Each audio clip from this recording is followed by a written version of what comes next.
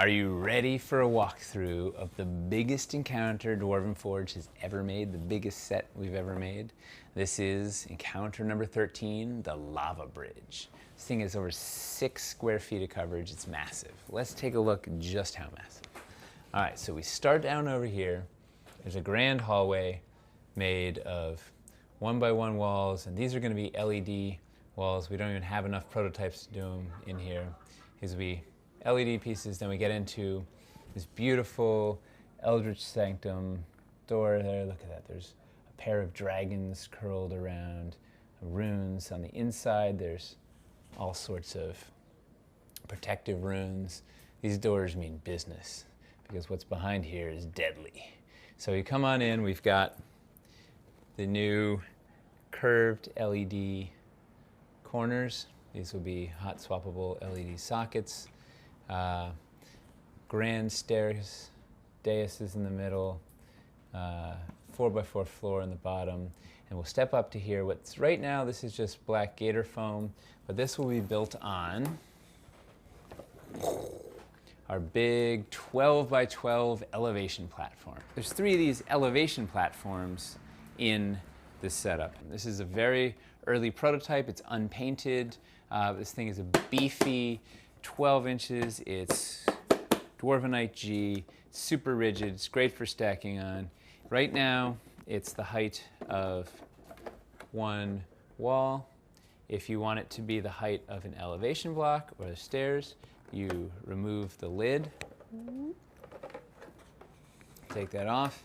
Now it's the height of an elevation block, in this case, an elevation pillar. When you're done playing, you flip it over, you load your pieces inside, you flip over the lid. That will stick on with magnets, like yay. The cover, this will be permanently fixed. It's part of the sculpt, will be a beautiful Dwarven Forge logo. These were magnets here.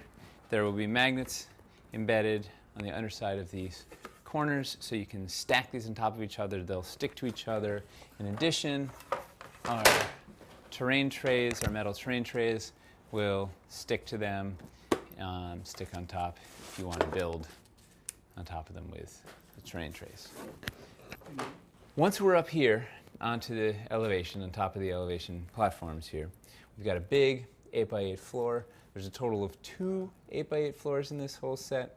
We also have here a pair of the grand arch, 2x4 grand arches. These have LEDs embedded in them. They're not here currently, and they're magnetic in the center. We have the dais pieces up against them right now to make little platforms.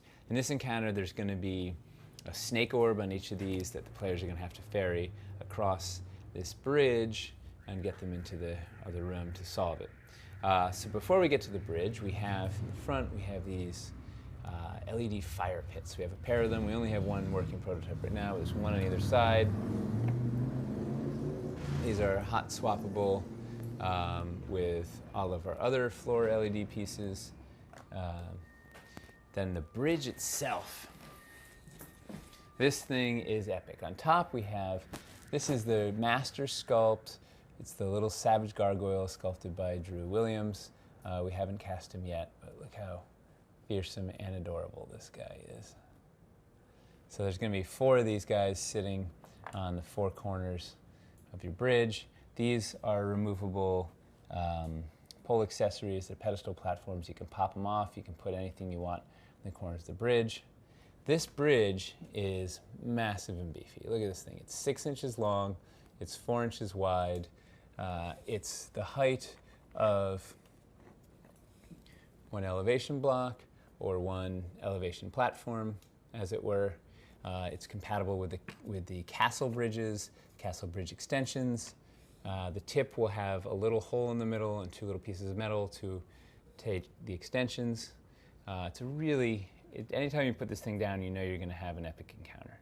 In the middle here, we have this big bridge pedestal piece. This extends your bridge. This will also be compatible with the Kickstarter for castle bridges. Big beefy piece, the height of one elevation block. Goes right in the middle there. So players can go across this bridge if they want, or they can take their chances down here in the lava pits. So the lava pits are taking advantage of our new ledge pieces. So the ledge pieces are designed to work really well with our terrain trays. So we have these big, this lava field is two 12 by 12 terrain trays. They're metal inside, nice and rigid. One side is neutral stone, the other side is a hazard. In this case, we're using the lava ones. So you put these down and then build with the ledges over them, so use the negative space left by the ledges to reveal the hazards. And this is the area players don't want to go in.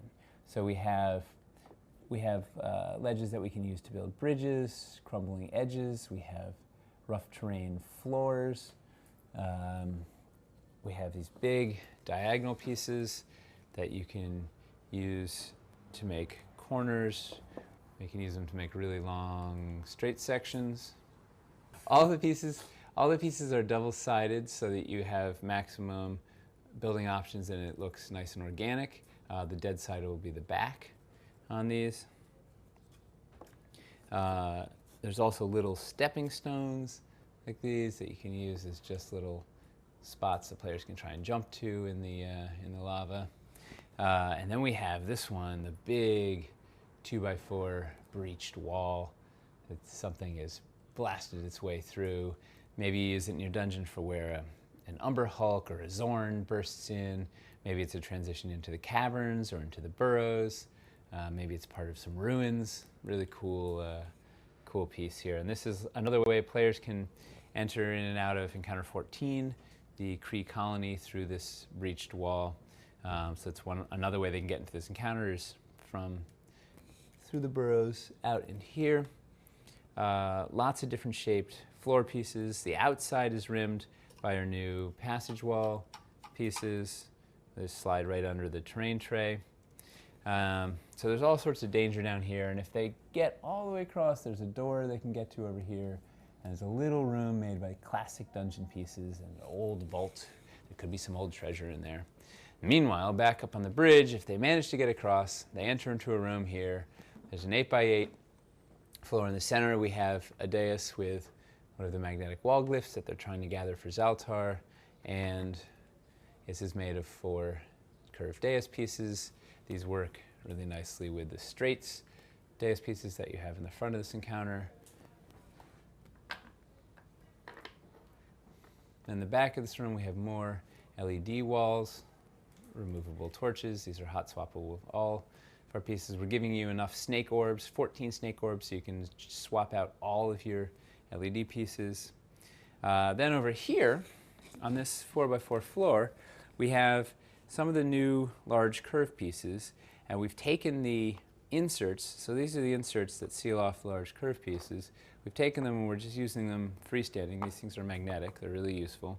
We're using them freestanding with a door to make an interesting little entryway to this area. Now there's 2 nooks on either side from which the players could get ambushed or the like.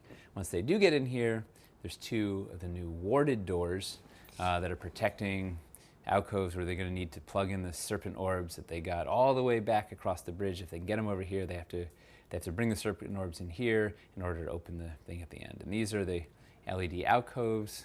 Once again, more changeable LED elements. There and there. And then on the other side of this 8x4, in this room, we've got another 4x4. One of our corner doors, these things have a full 2x2 footprint. That'll be one of those new ancient doors in metal. This is an old sculpt that's in there right now. And then in the corner here we have one of the new trapdoor floors with a lattice trapdoor. These are removable. You can exchange. You can swap them out with any of your trapdoors from Kickstarter 3 or 4, City Builder, or Castle Builder. We're using the freestanding magnetic wall to turn this into a corner and pop it there, and that little trapdoor takes you down to the ancient dungeon room down there.